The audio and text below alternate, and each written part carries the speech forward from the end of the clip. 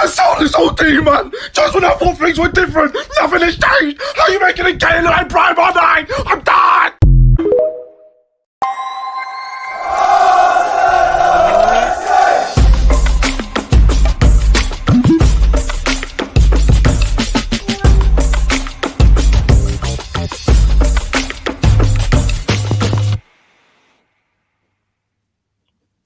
Hey guys, welcome to SheKnowsArsenal. My name is Jessica. I'm your host. You can follow me on Twitter at JessinoTweets and at SheKnowsArsenal. Welcome to another episode of Transfer Talk, going over the most recent Arsenal news and transfer news during the January transfer window. So make sure you guys like this video and subscribe to the channel so you don't miss a thing. Now, just some housekeeping. You know, this channel is really close to hitting 15K, which would be a huge milestone for me. So if you guys don't mind, if you're new, make sure you subscribe to the channel and like the video. Those types of things gets the channel more exposure, more people will see it, all that kind of stuff. You guys know the drill. And for everybody that has kind of already been a part of the channel for a long period of time, thank you guys so much for rocking with me. It's been a nice 2-year journey, and I hope that we can just continue on together. There's almost 100 of you guys in here. Make sure you like the video, subscribe to the channel. Kanwani says Caicedo is a proper midfielder, very mobile, good enough for covering for a cover in his passing. So obviously in the show, we're going to be going over the midfield. There's been a lot of links and articles being written in regards to Arsenal's pursuit of a midfielder. We spoke a couple of days ago about Declan Rice, and there's been some other players brought to the forefront as options, alternatives to him. Obviously, Declan Rice is the #1 target for the summer transfer window, but Moises Caicedo has been mentioned, as well as Martin Zubimendi from Real Sociedad, as well as Onana from Everton. So we're going to talk about all of those options, kind of go through what the most recent word on the street is about all of them, and obviously get your guys' opinions on which player you think is right for Arsenal. We have an excellent midfield right now of Thomas Partey, Granit Xhaka, and Martin Odegaard. But moving into the next stage of this project, I think it's important to make sure that your starters have competition for places, especially going into the Champions League. I do think squad building for Europa League is different than squad building when you're in the Champions League. And so you can kind of float, you can carry more players of similar quality in your team. Whereas when you're in Europa League, you can have, the El Nenis and the random kind of like Willocks and stuff like that backing up your starters. So I can understand why Arsenal are looking at options like this versus what we've been doing in the past. So I think the next stage of this project is going to be really interesting, because there's going to be players that are brought in that are of a similar level and quality as what we already have. And that's not something that we've seen in a very long time at Arsenal. Make sure you guys are liking this video and subscribing to the channel. Let's see what you guys are saying. C. Walder says, saw you on Arsenal Vision and thought, where the hell are the rest of her subscribers? Well, I mean, first of all, Arsenal Vision is massive, and they've been doing this a lot longer than I have. And so after 2 years, having almost 15,000 subscribers for me is we're right on track, baby. And as long as people are enjoying the content and I'm having a good time, I think that's what's worth it. Do you know what I mean? This is the best part of my day. So as long as you guys are enjoying the show and I'm also enjoying, we're doing the right things. Lana Nasura says, hi, Jess, have you heard your tune on YouTube yet? Thanks. No, I don't know what that means. Tell me what that means. That sounds a little bit scary. What tune? People making fun of me? What's going on? Lazazette says, I'm shocked more people aren't voting for Zubimendi. He's a proper baller.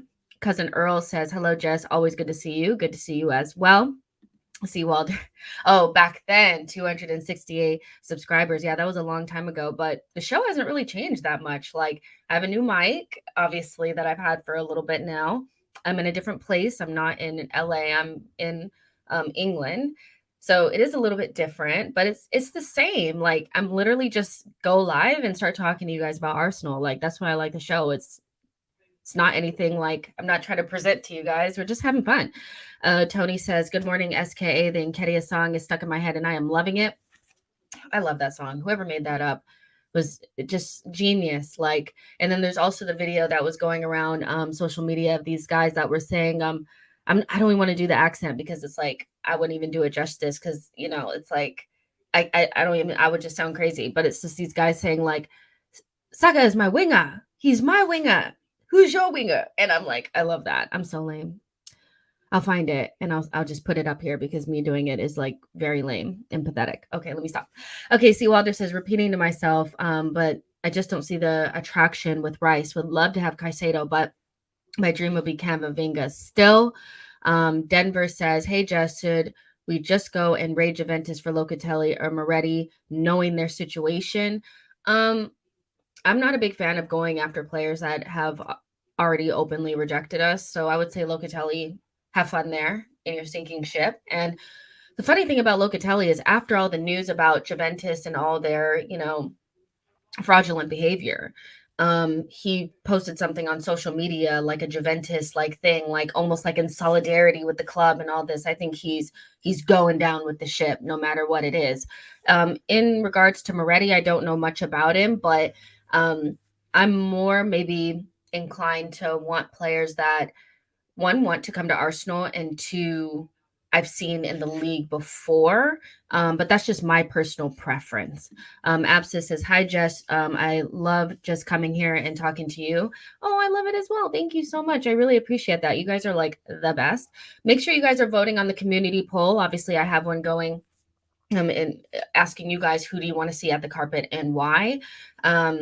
I know that some people are like, at this point, it doesn't matter. We don't influence transfers, just whatever Arteta and Edu want. But then there's no fun in life if we can't speculate and like have fun and like talk about what we want. So I have a community poll going. You guys let me know who you want as a midfielder, and then get in the chat and let me know why. So let's get into it. So obviously the first thing that I kind of saw this morning was on Zubimendi, and it's not a player. I'm not even about to sit here and say I've been watching him all. I have not seen this boy play. Okay, not that much. So hold on really quick, you guys. I'm seeing something. Okay. So I haven't seen him that much, but he's somebody that a lot of people do rate and say is like the next, Busquets. I don't really believe in some of that stuff because there'll never be another Busquets. There'll never be another Messi. Like that's not ever going to happen. But he's a central defensive midfielder that plays for Real Sociedad. And a couple of days ago, there was a report going around that Arsenal were interested in triggering his release clause for 60 million euros. And he had rejected us because he wants to stay at Real Sociedad for the season. And so at that point, I was like, okay, that sounds kind of bad. But at the same time, it doesn't say that he doesn't want to come to Arsenal. It said he wants to stay in La Liga until the end of the season.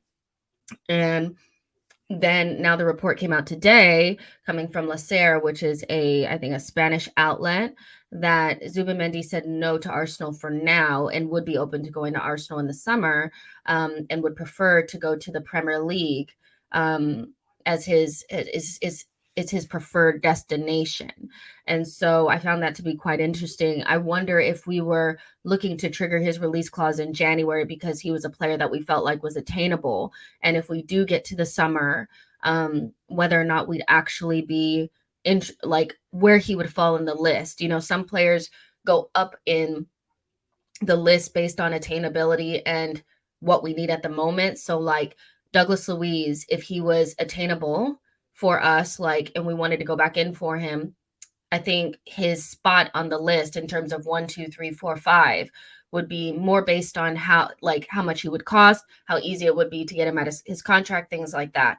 And so I'm wondering if this player is more of like okay, we know we can't get Declan Rice in the summer, or we know we can't get him in January. So maybe we really want a midfielder. And because he had a release clause that was something that we felt like we could do, we reached out to him, and it was more based on that. Not like he's the number one target, but he was the most attainable in January. That's what I'm wondering about it. But He's a player that we've been linked to. Don't know much about him. We'll look up his FB ref now and see what he's all about. You guys know I love my FB ref. It gives me a nice little snapshot of what the player is, how they play, what they're good at, strengths and weaknesses, who they're likened to in terms of stats. So I will share my screen with you guys. I won't hold out. I'll let you guys see. All right. So, Martin, he's probably he's not like Martin, it's Martin or something like that. All right. So, I failed Spanish, so there you go. 5'10" and a half, if you care about those types of things. He's 23 years old, from San Sebastian. Who else is from San Sebastian? If you get this wrong, I'm kicking you out of the stream. Who else is from San Sebastian? Let me know. If you don't know this, you're kicked out of the stream. Club is Real Sociedad. Blah blah blah. His wages and stuff is on here. Oh, that's like the new functionality on here. This feels very invasive. 57,000 euros per week. Yeah, that's pretty invasive. In terms of, he looks like a central defensive midfielder. And what I mean by that is, down here, we're seeing that he's defending quite a bit. Now, I could have sworn I saw that Real Sociedad were having a really good season. But that doesn't mean you're exempt from defending, right? So versus other midfielders, he's in the 93rd percentile for aerials won, 90th percentile for clearances. Interceptions is quite high in the 80th percentile. And then everything else is kind of like in the mid-range in terms of like 65th percentile in pass completion. This for a midfielder, especially for an Arsenal midfielder, regardless if you're the 8 or the 6, I do want to see something a little bit more. I want to see more in here, especially here in passes attempted, pass completion, and progressive passes. And I don't really see much here, but, stats don't always tell the full story. And then he's in the 73rd percentile for non-penalty goals. So he must have some goals. He has 1 goal and 2 assists this season. So snapshot, it looks okay. He looks like a defensive midfielder that does the defending and sweeping up in front of the back line. So that's fine. And these are the players that he's similar to. I mean, some of these players I don't really know that well, but Romeo, we've seen him in the Premier League, and Moises Caicedo is on there. So that kind of makes sense. Jefferson Lerma. So we know some of these players, but, nothing that really stands out. And so I do think that this was more of like exploring the release clause because he was maybe seen as something attainable in January versus him being top of our list. But what do you guys think about him? Because there's a lot of people that are saying that this is the guy that we should be going after. He's a better option than Declan Rice. So let me know what you guys think about him in the chat. Social Join says, I don't see him winning headers, probably an upgrade on El Neni. Ify says, but it says it right here. He's for midfielders, he's in the 93rd percentile of aerial duels won, and he wins about 2.5 headers per game. Like, that doesn't mean that, he's better than a center back or anything like that. But he's defending. Okay. For sure. Ify says Arteta sure loves a technical DM. Yeah, I don't see him ever going after just like a pure destroyer, but what do I know? I think that's ultimately like why we never went after Basuma. Is as good as he is at cleaning things up and covering area and stuff like that, he really does lack the ability on the ball in terms of passing. So I do think that's a big reason why we didn't go after him, because ultimately you do have to play a 2 in midfield with him. You can't, you lose a little bit of that ability to kind of play make from deep with him. So it's interesting. I get that. I feel like that's why we didn't go after Basuma in the end. So any DM that we bring in, I do think will end up being quite technical. Zender says, I think in some capacity he's a prospect for the future. The price tag could increase immensely in the near future. That's very interesting as well. Steven says Zubi is very similar to Charlie Patino in playing style, only about 3 years older in experience. Let's see. Arnolito says, think Onana can do more though. So we'll go into the Onana stuff as well. In regards to now, because you guys kind of brought up Charlie Patino, I did see this as well. Let me just see if I can pull it up and see what account I pulled it up on. I don't think it was this one, but it was something about Charlie Patino and us wanting to renew him because we see him as a player for the future, which I think we all kind of knew. Okay, here it is. It's coming from Fabrizio Romano. I'll share this on my screen as well. Share. Here we go. So it's from Fabrizio Romano, but Clock End News is the account that aggregated the news. Arsenal want to extend Charlie Patino's contract. The Gunners triggered an extension option. Remember that happened maybe a month ago or whatever when, we extended or triggered the extension clause so that we could have more time to negotiate with him and his agent. But they want to offer him a new one as they see him as a player for the future, which I think a lot of people are holding space for Charlie Patino, at least in their own squad building, within their own thing, which I think is fine because obviously, like, he's a talented player. Do I think he's on the cusp of breaking through the first team? No. Do I think we need to be worried about blocking his path? Not really. I think if he's good enough, he'll play. He'll come through.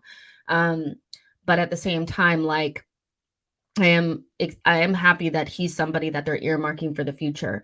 But it would be nice to see him just kind of stay in the championship, do his thing, kind of grow into his body a little bit more, and then come into the side at the perfect time, kind of like Saliba in a way as well. Like, let them ease themselves into the squad so when it happens, it doesn't look like he's drowning. There's a player that was playing for Liverpool the other night, by Zeshish or whatever, like, and he was just drowning against Wolves, I think it was. I think it was Chelsea. He was just drowning. And of course, they need new blood in the team because it feels like Klopp doesn't really trust Fabinho and Henderson at the moment. But the last thing I want to see is a young kid that should probably be out on loan, drowning in our midfield in difficult moments throughout the season. And we've kind of already had that as well. Like, we've had moments where our young players have had to carry us. We're no longer in that situation anymore. So I'd prefer him to just stay out a little bit longer, but Arsenal are looking at him for the future. I start some things here. Yo-Yo says Marcos, Senna, Xabi Alonso, Busquets. We don't necessarily need a unicorn like Partey. We could do with an economical passer who reads the game brilliantly. Good. That's a good point. We've been talking about this over the last couple of days as well. I've been having a hard time coming to a conclusion on who I think would be a good option as a DM backup or option or replacement for Thomas Partey, wherever you're at with that. And I think I am coming around to the idea that the player probably won't be like Thomas Partey. Like, he won't be a unicorn, as Yo-Yo said. It'll probably be a player that's a little bit more, like Yo-Yo already said, economical, just kind of controls tempo and reads the game, and maybe a little bit Arteta-esque in that position, but obviously with more maybe athleticism. So it's fine. It's fine. So John P says Zubimendi is a great player. Let's see. Cow says Patino is not a DM. We want a DM. Zubimendi is the player that we need. Arteta will get him in this summer. John P says Patino will take a few years to cook, but is going to be a star. He will be a great number 6 once he has the man strength. I think that's really what it is for me. That's keeping me from like really getting super excited about Patino. I think he'll be fine, but I still am looking at a little kid, and that's just not something that you really want right now. We don't need to rush him. Squeeze says, what do you think of Charlie Patino taking the Zinchenko left back role? I don't think anything of it because I've never thought about it. I've never thought about that. But what I will say about Patino is that overall, my overarching feeling about him is that he just needs to stay out a little bit longer. Player for the future, but future for me means maybe 1 or 2 more seasons out on loan. So there's 333 of you guys in here. Make sure you like the video and subscribe to the channel. Make sure you guys are on that community poll.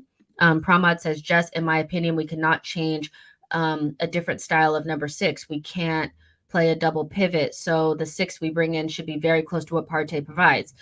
See, I do agree that it has to be somebody that can play as a lone DM, but what I don't agree with is that the style has to be exactly the same. So as you see, like with Partey versus Rodri, I don't think they're similar. I think they have different pluses and minuses about them. I think Rodri is more of a reading the game, tempo control. Obviously he can do the little stuff, like he can pass the ball. Like, I'm not saying he has a limited passing ability, but he kind of just circulates possession. He wins it back more from just anticipating different situations and sitting in front of the back line. But Thomas Partey is a little bit different than that. He kind of starts our attacks sometimes. Like, he's a little bit different to that, but they can both play in the lone 6 role. So for me, as long as they can play by themselves, control the tempo and circulate possession and read the game, I think that's what we're looking for. And somebody that can cover the fullbacks as well, because and be strong enough to cover maybe some lighter weight 8s. That's something I also think about moving into the future. Is Thomas Partey, for me, as good as he is, I don't think that he's somebody that I would think could carry a midfield with an Odegaard plus an ESR, an Odegaard plus a Vieira. You know what I mean? And we need somebody with a little bit more of that DM presence, a little bit more of the athleticism and stuff like that. I think you need a little bit more of that to carry 2 lightweight 8s. And that's why I think Xhaka and Partey work so well together, is because Xhaka doesn't leave Partey alone all the time. So it's something to think about, but as long as they can play by themselves as a lone 6, I think we're fine, even if the style is slightly different. But at some point, I think we are going to see midfields that have lighter weight 8s, and that number 6 has to be able to carry the midfield a little bit more. Obviously, our possession will get a lot better. We'll learn how to control games a little bit more. But I think that position will change ever so slightly. So yeah. Moving on from the Zubimendi news, because that's pretty much what, like, all it really was with him, was just like he was open to coming to Arsenal at the end of the season. So he didn't actually just like full on reject us or whatever that they were trying to say, like rejected. Like, it wasn't like that. Like, calm down. But he's a good option, and I think gives us a good idea of what Arsenal are looking for in the future. Now, the next player that I do want to talk about is Moises Caicedo. Now, this is coming from Nazar Kinsella, who I do think is more closer to Chelsea news than Arsenal news. Like, he's usually on the beat more for Chelsea. Chelsea fans would tell you that Kinsella hasn't had any sort of information from Chelsea since Bowley has been in charge. But all in all, I do think he's more geared towards like orange. He is more of a Chelsea person, let's just say that. But basically in the Evening Standard, he was speaking about Arsenal and Chelsea's crossover when it comes to midfield talent. And Arsenal are looking to bring in a midfielder, and those the links are starting to overlap. And one of the links that he was talking about was Moises Caicedo. Now, Chelsea have already had 2 bids, upwards of £55 million knocked back from Brighton for Moises Caicedo. So already right there, I think we know that we're going to have to pay quite a bit, to bring in a player of this level, especially midway through the season. He's also like kind of been on social media saying that he's focused on Brighton, and, maybe that was just to calm everything down in the moments, and show that he's focused on his team and stuff, because he's been under heavy speculation from the Chelsea move for a while. It also may be because Chelsea has let him know that they're not going to go back in for him. Chelsea's number 1 target has always been Enzo Fernandez, and Caicedo was kind of like a second option. And rumors of Chelsea going back in for Enzo Fernandez have kind of coincided with Arsenal also looking at Caicedo a little bit more. Caicedo has also changed agents, and his agent just happens to be the same agent of Ivan Fresneda, a player that we're also interested in. So Arsenal have been, I think, wanting to be kept informed about what's going on with Caicedo, and he's one of the players on the list. Now, he is an excellent player. Moises Caicedo, for me, is the type of player that, like, I think Arsenal should be going after. I mean, he's only been in the Premier League for a little while, but he's took to it like a duck in water, or whatever the saying is. Like, he's just kind of been so, like, right in. And people, like, it's so Brighton, by the way, are absolutely insane with their recruitment to go from Basuma, and Basuma leaves, and to not really lose a step. I mean, your entire coaching staff leaves and you haven't lost a step. If not, you've gotten better. And I think the move from Basuma to Caicedo has been so seamless. And Caicedo was playing who knows where before this, and they got him for a snip. So he's the type of player that I do think, is something that Arsenal should be looking at. Do I think he's the number one option? No, I still think that the number one option is Declan Rice. But if Chelsea are really serious about Enzo Fernandez, I still think that they'll be in the market for another midfielder in the summer, which will kind of be annoying because we'll probably be looking at the same midfielders again. But that's leaves more options for Arsenal, who definitely need a midfielder in the summer. And so Caicedo being one of those options, I think would be really cool. The one thing I will say about Caicedo is that although he's not necessarily like the best passer, he's definitely somebody that has more in his locker than I think what people attribute him with. He's pretty well-rounded. And so he is somebody that I would be interested in Arsenal bringing in. At the same time, though, it's going to cost you like 70 million, and that's a lot. And so if it's going to cost 70 million, it'll be about the same for Declan Rice. Do you not just go for Declan Rice? I'm not sure. I'm also a little bit like not wanting to go for anybody that was like feeling like looking a little bit desperate to go to Chelsea. I'm also kind of like ill. C. Wilder says, yeah, we need some backroom signings from Brighton, let alone players. I mean, they're absolutely insane. Gunners Fan TV says, hey, just love the content. What do you think of Arsenal signing jakub Kiwior? I think it's great.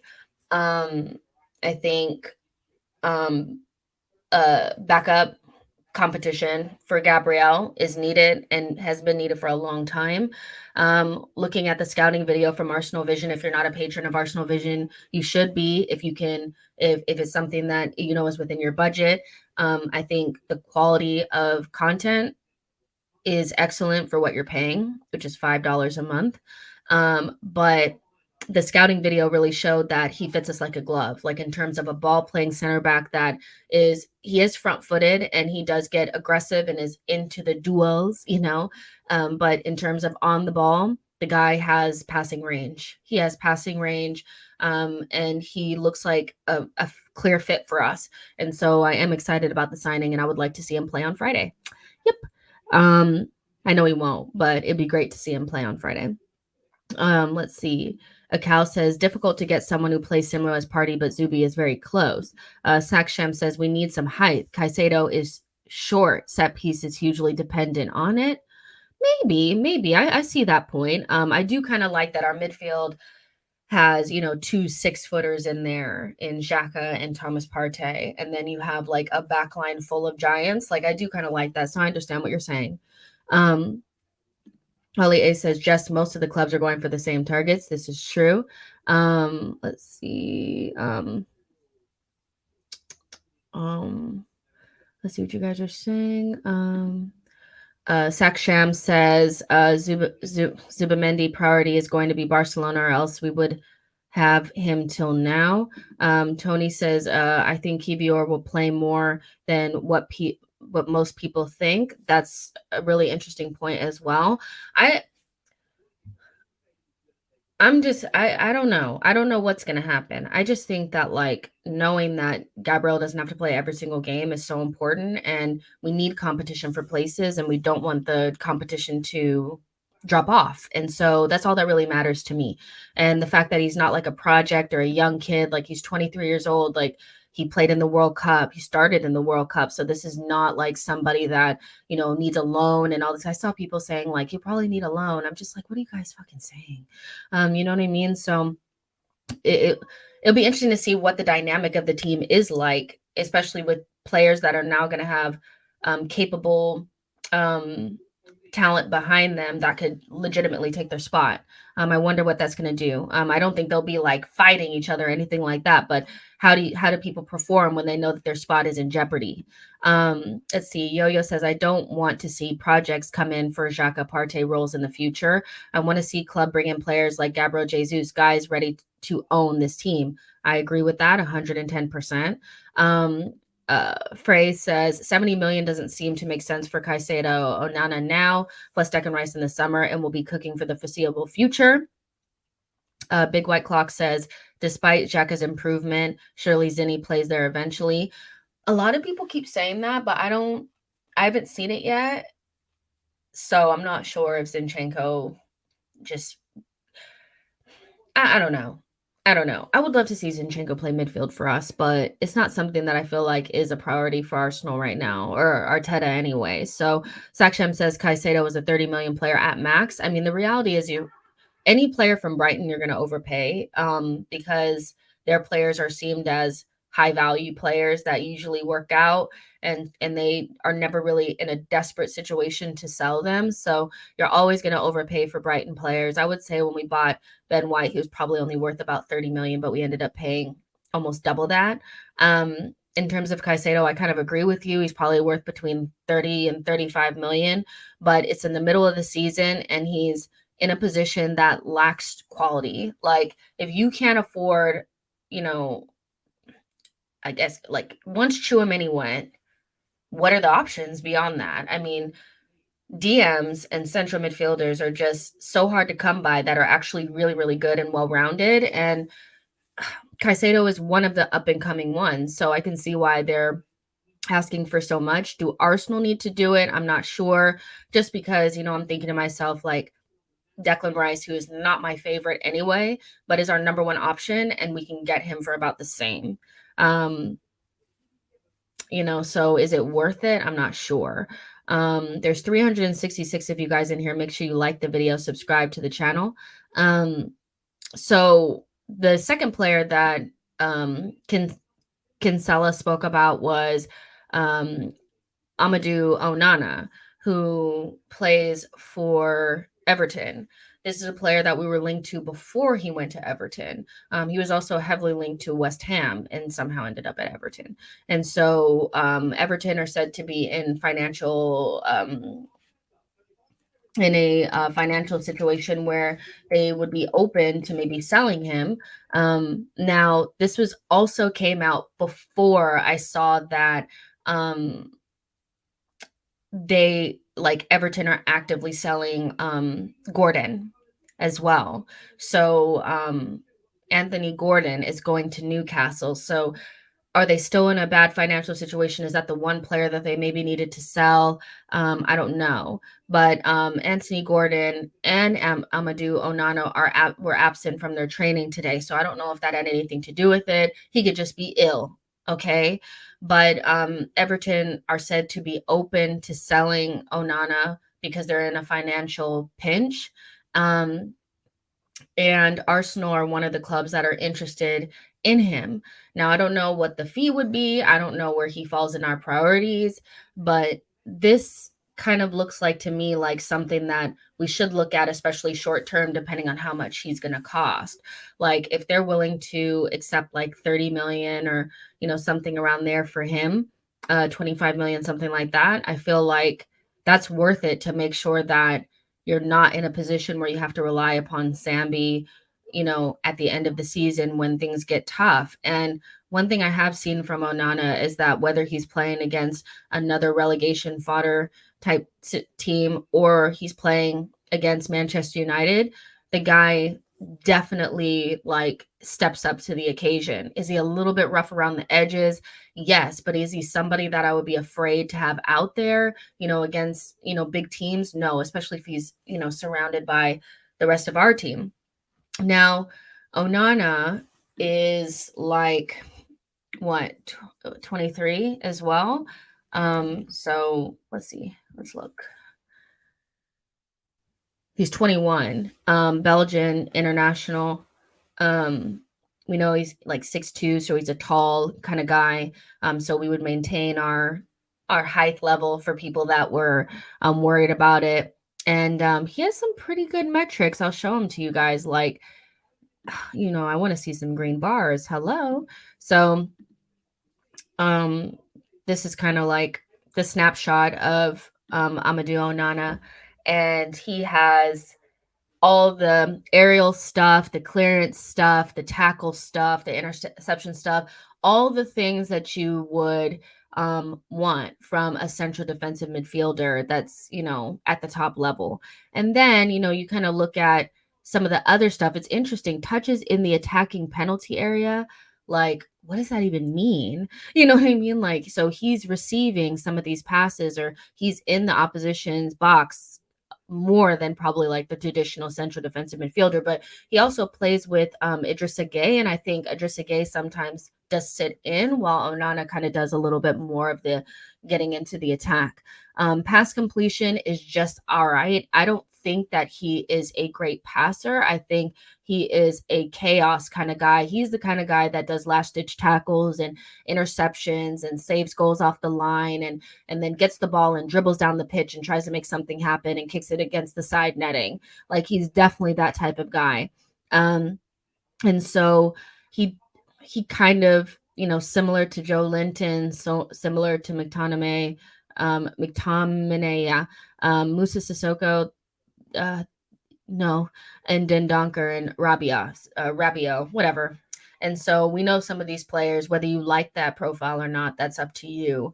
But that is Onana. And that feels more like a January kind of situation where it's somebody that's not going to cost you too much, where it's not going to ruin your summer plans, but they're better than kind of what you have, and you trust because you've seen them in the league that they can do a job. Now, what is his ceiling? I don't know, but he is somebody that is also getting to the Belgian national team like Sambi, but is kind of on the fringes. So I don't know what his ceiling is, but I wouldn't mind this for January.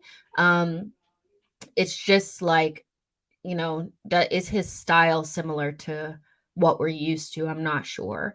Saida says, I would only want Onana if it's a loan move. Technically, he's not great. And although he doesn't have to be amazing on the ball, I prefer someone who can offer that. Yeah, that's the one thing, is like his style isn't necessarily our style. So I'm not sure if he would be a number one option for Arteta. I do think he's quite low on the list, in terms of players that we'd be interested in. I think we went after, like, our number one choice is Declan Rice, and then we have some other guys beneath, and then Onana is right there at the bottom. But because it's a market situation potentially, that's probably why. Patrick says, Arteta now who who fits for his team. Tyne says, I'd be happy with Onana if we sell Sambi or loan him out. I don't know what the future lies like for Sambi, but you guys know how I feel about it. Tony says, so Onana is a real DM, can come in and rest Partey and defend a lead. Still don't see anyone leaving Everton and Jan. They need to stay up. That's a really, really good point as well. Raymond says Rice might play the Xhaka role. I said that the other day and I got smoked. I still think that there's a chance that we're seeing Rice as more of a Xhaka replacement competition person than a Thomas Partey. But, people are like, he's a 6. I'm like, I don't know if I see that. I see maybe becoming a 6, but I see a box-to-box type of guy, really. I don't know.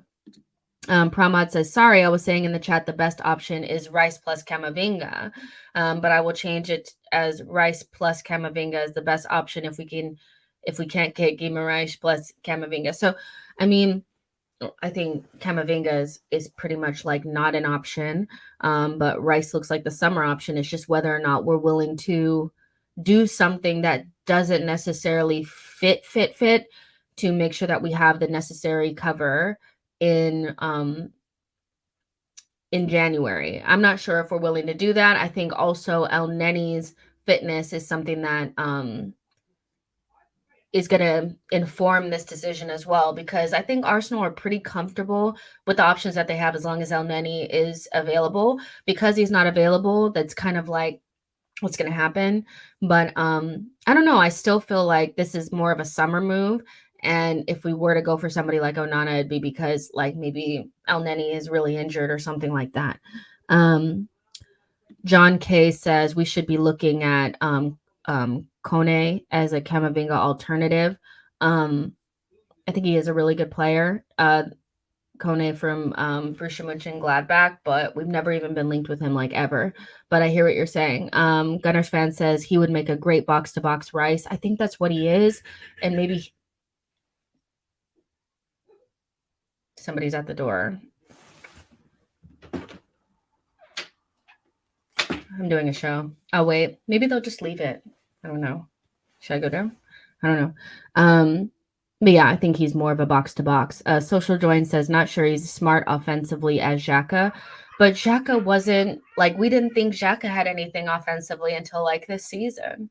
Do you know what I mean? Like, I think Arteta can work with, like, anybody. And that's where I see, like, the most maybe improvement would have to come from Rice. Like, he would have to kind of sharpen up in the final third, but we don't really have a really good ball progressor in midfield like that. And I think Rice is kind of like that guy. Once he gets the ball, he can just kind of dribble up the pitch and get up there with the quickness. So I think for me, he's more of a box to box, and then maybe eventually he can become a number 6, but I don't see a number 6, if that makes sense. So yeah, I know you guys can hear Terry laughing. Yeah. It's like a nightmare doing streams at the same time because I get distracted. I'm like, what are they laughing about? Are they making fun of me? Phyllis says, Jess, who are we selling in this window is about to close. I think the only player that looks to be potentially on the way out is Cedric. Jesse Lemon says, people don't watch Rice for West Ham for England. He is a CDM for West Ham. He has license to drive up the pitch, and he does it really good. I agree. And I think you mostly look at players based on what they do for their club and not what they do internationally. Like, there's players that play in very crazy positions, like internationally, and they don't play the same positions like in their club team. And so I would go more based on that. And I think one of Rice's best qualities is his ball progression, and they are loud. What are y'all talking about? Oh, so annoying.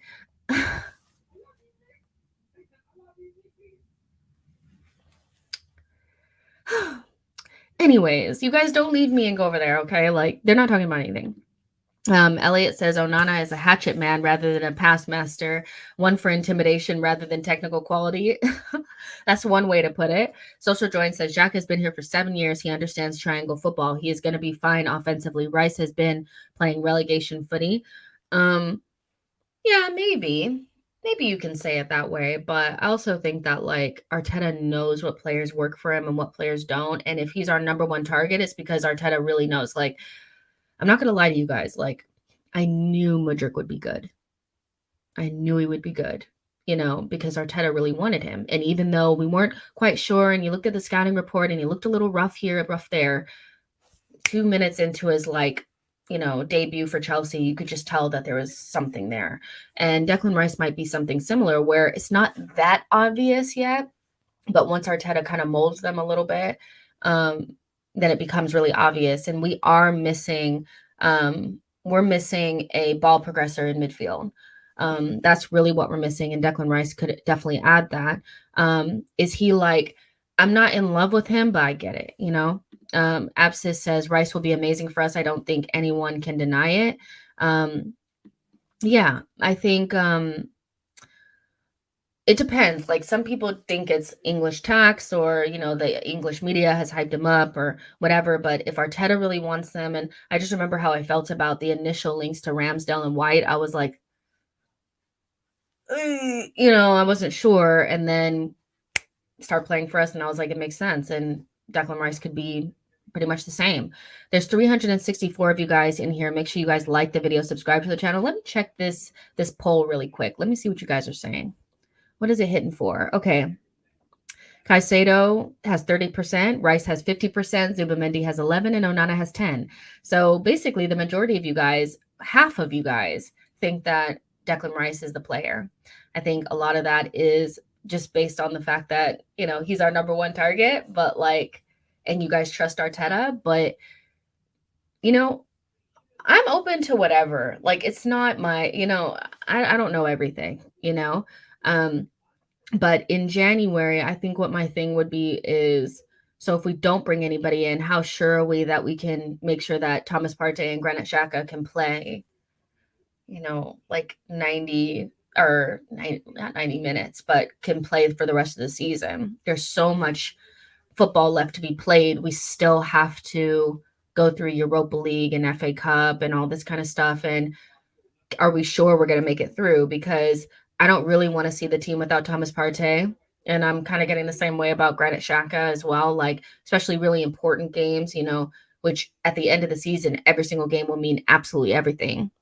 And so are we sure that we can't do something in January to just make sure that we are confident? Because that's the one position that I'm not confident in. Once we got Trossard, I was like, okay, well, Jesus will come back and Trossard is in, and then boom, you have Martinelli, Emile Smith-Rowe, Trossard, Saka, Eddie, and Jesus. That's 6 attackers that you can really rely upon that are good. And then in the back, you have Kiwior. We just brought him in. You have Gabriel. You have Tommy and Zinchenko and Tierney and White and Saliba. I think I already said Gabriel. So you have a complement of back line that you feel confident in. It's the middle of the pitch where it's kind of like, do we feel confident? It's not giving the same. Like, you have your starters and then you have Vieira, Sambi, and Elneny. Do we have the same confidence in Sambi, Elneny, and Vieira as we do with ESR, Trossard, and Eddie? Or Tierney, Tommy, and Kiwior? Like, do we have the same confidence? I don't know. And that's where I'm just kind of like, we're playing kind of like a little bit of a risky game, not bringing in somebody in January. But I kind of also understand like keeping your powder dry, because in the summer, we're going to get a big midfield signing. And if it's right, the project is just going to go, because we know that midfield is something that we're still kind of waiting to really improve upon a little bit. Itchy says, Elneny, what's he done wrong? I don't get it. It just depends on what you think. Like, for me, Elneny is somebody that can step in for 1 or 2 games. But if you told me that Thomas Partey was out for the rest of the season and Elneny is the player that we rely upon, I would temper my expectations, and that's not to say Elneny's not a good player, but we know that Thomas Partey is of a certain quality. And so it's not that Elneny has done anything wrong or he's a bad player or anything like that. There's certain players within our team that have such an importance to the squad and how we play and our confidence level. Like, I think teams even look at us different based on who we have. Like, now they probably don't look at Jesus the same way, but I do think if you didn't have Saka, you didn't have Thomas Partey, and let's say you didn't have one of our center backs, I do think teams would look at us a little bit like, okay, maybe they could be got at. And so Thomas Partey is just that one position where it's a little bit of a question mark whether the players that we have would be able to keep up the levels for a significant amount of time. So it's not about Elneny doing something wrong. It's just a reality that it's just different levels there. And I don't think that that's difficult to, or I don't think that that's wrong to say. I know you guys are talking about, like, honestly, you guys, I don't really care about, Tottenham hijacking Danjuma. Danjuma is average, like, so it's like, okay, they got him in because they couldn't get Trossard. Like, it is what it is. Like, it's a very mid hijack, but it's happened, and that also kind of shows as well that, like, nothing is ever really done until you see the guy on the website, that Danjuma had done his medical, and he basically did a Willian where he did his medical and did all the pictures and all that and still turned around and went to Tottenham instead. So Yo-Yo says, you reckon teams are intimidated again in the tunnel? I think so. I think, like, especially like everybody like kind of below us, except for maybe, like, I don't know. I think, yeah, most of like the lower level teams are just like, sometimes I feel like they don't even play us. Like, when we played Brentford, I thought that they were going to give us a game. They kind of just folded. You know, Brighton, I was surprised at how easily they folded against us, especially at their place. Like, I do think some teams are kind of just conceding the loss before it even happens. I don't think Manchester United were necessarily intimidated, but I do think they kind of went back into their hole when they realized, like, okay, Arsenal are not going to go away. And so I do think the intimidation factor is coming back, but I don't think it's fully there yet. We'll see what happens with Man City. I think that's going to be really interesting. The supposed best team in the country versus the best team on form. Two teams that play good football, that want to have the ball, that are playing for really important points, and how they view us, and if they look nervous or anything like that. That's going to be really interesting. Pramod says Vieira needs to talk to Nketiah and get the physical training Eddie did in the summer. Yeah, Vieira needs rice and beans. Like, he needs rice, beans, bread, pasta, all the red meat that he can find. He needs a gym. He needs to stay in there. Like, he just needs to be in the gym, for a little while. Rice, like all of it. He just needs to eat. But I believe in him, and I have many, many stocks in Vieira. So I'm not even worried about it. In terms of midfield, like, those were the options, or the players that were kind of out there. We kind of went over it: Declan Rice, Caicedo, Onana, and Zubimendi. We'll see if Arsenal actually pull the trigger on any of them. I'm not sure if they will, but it does look like we're looking at midfielders, but Declan Rice is the number one option. The last thing that I just wanted to kind of give a small update on is Fresneda. And Fresneda is a player that obviously we've been linked to the entire window. And last minute, it looked like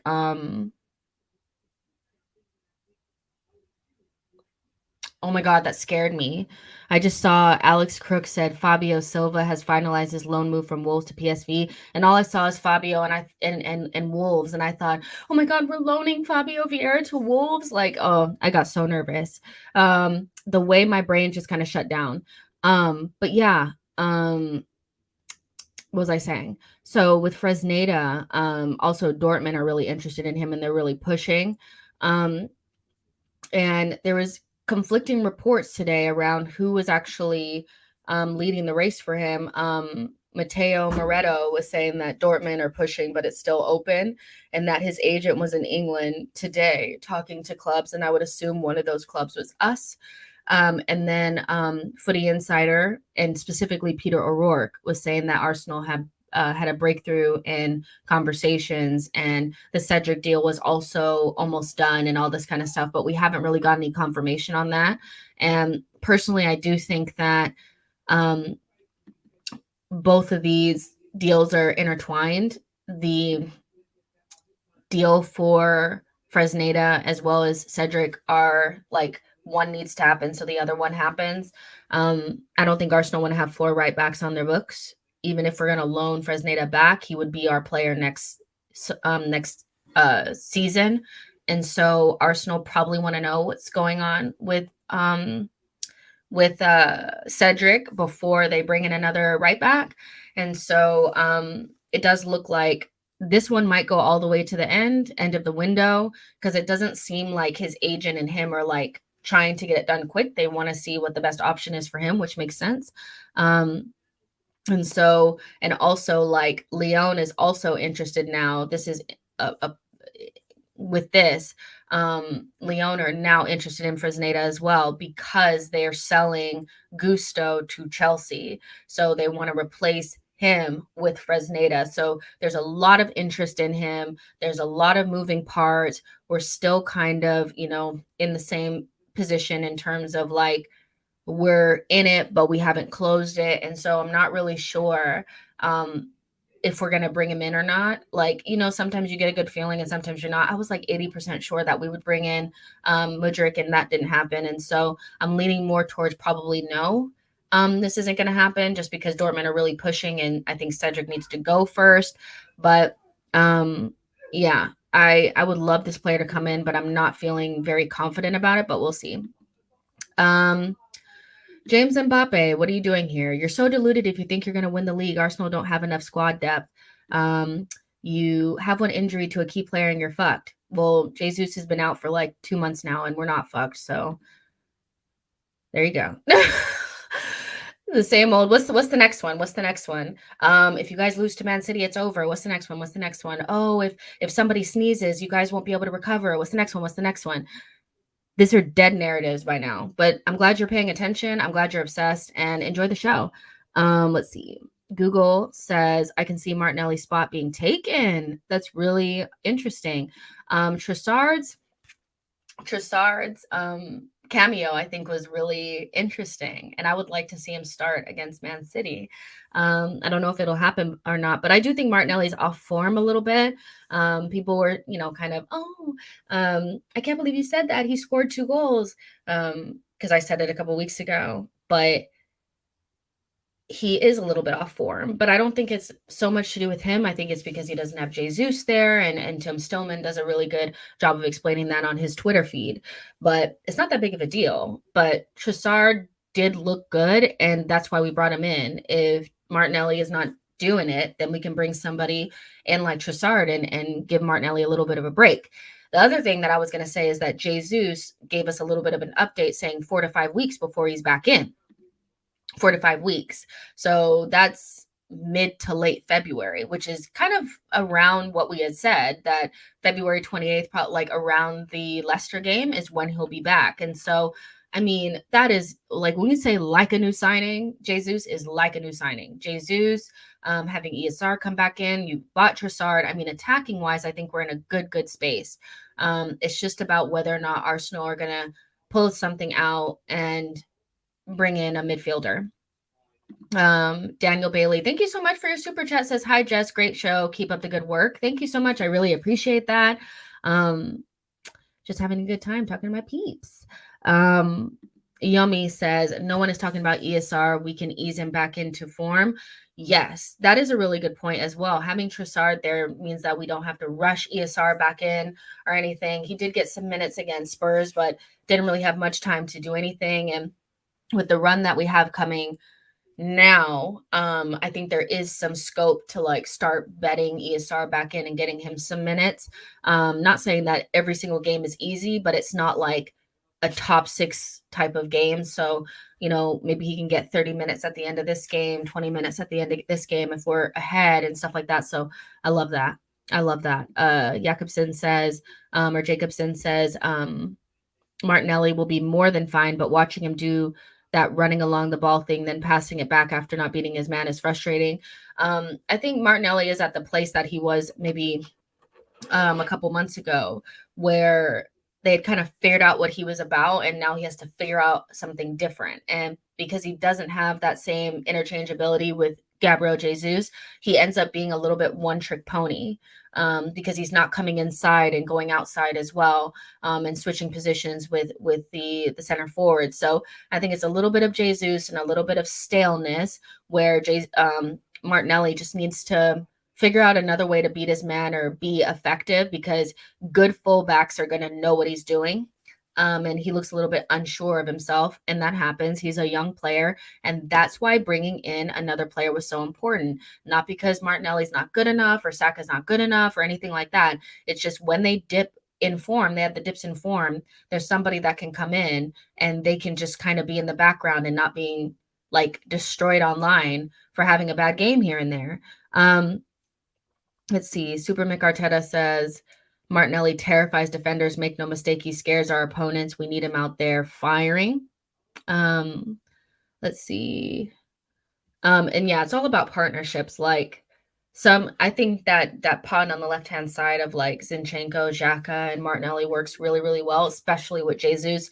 Now that Jesus is not there, maybe you do use somebody like a Trossard that kind of is more creative on that side and can do different things, where Martinelli is more of like a striker that plays in that inside channel sometimes. Like it's different for him, I think, right now, and he's looking up and he's not seeing the same pictures that he was seeing before, and we just need to give him some time. Like, it's not a big deal, I think. I think people make a big deal out of a lot of stuff. S7 Ace Menzies, Martinelli needs to cut into his right and shoot just like Saka. yeah, I think he does want to go to the byline a little bit. And again, it's just about switching it up so people don't know exactly what you're going to do. But Saka's getting into that mode of that Ian Robin mode. And what I mean by that is everybody knows he's going to cut in onto his left and try to shoot, but they can't stop it. And I think that's when you're most dangerous is what people know you're going to do, but they can't stop it. And so either they have to kick him or, back off. And Saka's getting into that mode. Martinelli, I think, is like a year behind Saka, in terms of his development. Saka has been in this team a little bit longer. I think he's played more minutes, so we just have to, just let him do his thing. Let's see. Puchu says, I think Arteta should change sometimes play Saka Martinelli during the game, so maybe they should switch sides. Let's see. I just gave the update on Ivan Fresneda. There's not really a particular update. The only update is that we're still in it and there's conflicting reports about who's in front. So whether it's Dortmund or us that are leading the race for him, but both teams are interested as well as Lyon. And before we were just waiting on him to choose his club, but yeah, there's conflicting reports. We just have to wait. Let's see. Sorry, I'm seeing some weird comments and I'm blocking people because it's hello. Abscess says report saying we have contacted Everton just now. Are we really doing this? Let's see. Let's see. Where did you see that? Let me know where you saw it. I'm sure if it was on a big account, then it'll be out there quickly. Arsenal, DiMarzio is saying this is just 1 minute ago that Arsenal are leading the race to sign Ivan Fresneda from Valladolid. DiMarzio is pretty reliable. So it's good news. So I'm going to say that it's 100% correct, obviously. I'm looking for the Onana stuff. Give me a second. I wonder how that would make Sambi feel. Bringing in your Belgian teammate, okay, this is the guy that's gonna basically take the minutes that you were getting, the little minutes that you were getting. I mean, with Sambi, I just think that would spell the end, but I don't want to elicit any sort of negativity because you guys know people don't like that. So I'll just be quiet now.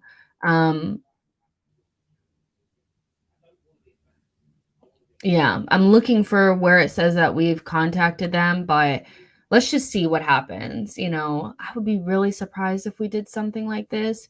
But if we do, Arsenal are taking it very, very seriously, because that would mean that we're going after fullback depth, midfield depth, and attacking depth. And I just thought we were going to get an attacker. Super Mick Arteta says Amadou Onana is dog shit. I don't want him anywhere near my club. Please, Edu, don't do this. Whew. Strong words. Keenan says Onana isn't even an upgrade on Sambi. I don't know about all that. I don't know. Let's not talk about Sambi anymore. Let's not even, I don't want to talk about Sambi anymore. And the reason why is just because maybe he just needs more time. I don't know. I don't want to be too negative on him. I've already done enough. But yeah, Onana, I'd be really surprised if we did this just because he's not really the type of players that we usually go for. And yeah, but at the same time, maybe we're just making sure that we're not caught out. So yeah. Gunner Fan TV says Sambi has better technical ability, but has zero defensive presence. And I think that's the one thing is if you're going to play in that deep role, which I think we already kind of agree that that's not the position that he's probably going to be playing long-term for Arsenal anyway. But if you're going to play in that deep position, you have to have defensive presence and you have to have positional awareness. And that's just something that he just does not have. Now, in the 8 role, people say he can play the 8 role and he could do it well. It's very hard for me to see him in the 8 role. It's hard for me to see him in midfield because he lacks intensity, period. And our midfielders are quite intense. And move quickly. They move quickly. Boom, boom, boom, boom. And when I watch Sambi, I just see boom, chill. Okay, boom, chill. And I'm like, I need you to boom, boom, boom, you know? But beyond intensity in the 8 role, I'm like, are you gonna get us any goals? Like, he's not really a goal threat. So yeah, whatever. Let's see. Hakum says, I want to hijack Chelsea. I don't even want to do that. I don't want to do that. I don't want to do that. I just want Chelsea to leave us alone. Like, that's really what I want. Like, hijacking them is like, meh. I'm not even into the hijack thing. Maybe some people get off on it, but it's not a thing for me. Let's see. Pramod says, boom, boom, boom. Good way to explain it. I don't know how to explain it. Like, it's like, you know, when you're watching our players and they're like, boom, boom, boom, boom, boom. And Sambi is just kind of like, boom. What next? You know? Let's see. Wayne is saying, this girl knows fuck all about Arsenal, looking for the comments for advice. Ask her who owns Arsenal Football Club. She would fucking Google it. Go away, woman. I don't know who owns Arsenal. Maybe Cronky Sports and Entertainment. I don't know. But what I do love is that you're helping my channel get seen by putting in comments in the chat. So you're actively growing my channel while you hate on me and while I reach 15K subscribers and you sit there like a troll. So have fun with that. And not all caps. Not all caps. Who hurt you? Oh. I don't want to say like what I actually want to say because I don't want him to cry. But it's giving sexless loser. Like, that's what it's giving. It's giving in your mom's basement eating Cheetos in front of a computer, hating on me while I'm living like my best life. Hello? Like, it's giving loser. Like, I'm sorry. No offense, but all the offense. Wayne, don't be miserable, mate. I mean, it's funny to me because when people do that, I don't think they actively like understand that they're making my channel grow. Like, it makes no sense. And if I don't know anything, then fair enough. But that's not what you guys have been telling me. So Super Mick Arteta says, Mr. Wenger didn't build the Emirates for guys like Onana to run around. This guy can't even play tennis ball. Send him to Newcastle. I'm dead.